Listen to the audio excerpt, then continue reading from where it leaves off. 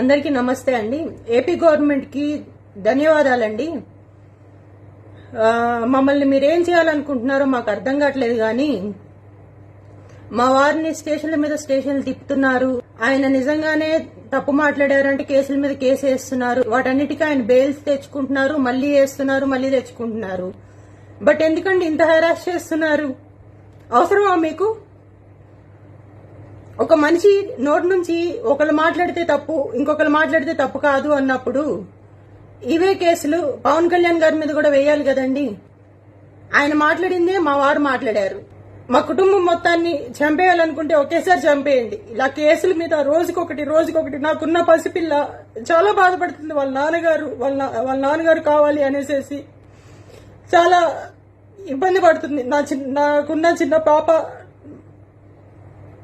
చాలా ఇబ్బంది పడుతుంది. తన మొక్కమన్నా చూడండి, లేదా మా కుటుంబ సభ్యులు మేము అందరం ఒకేసారి చచ్చిపోతామండి.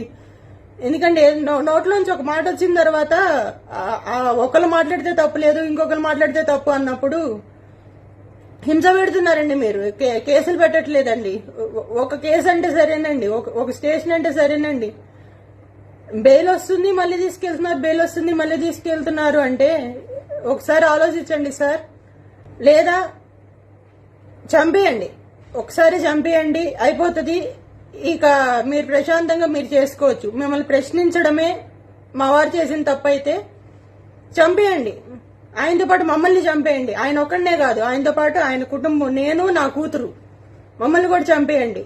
ఇంతకు మించి మేమేమీ చెప్పలేమండి. మార్ఫింగ్ వీడియోస్ ఏంటండి? అలాంటి వీడియోస్ ఎక్కడన్నా పెడతారా అండి? అలాంటివి ఎక్కడన్నా ఉంటాయా? తప్పండి, మీరు చేసేది చాలా తప్పు. మార్ఫింగ్ వీడియోస్ చేయడం అనేది చాలా తప్పు.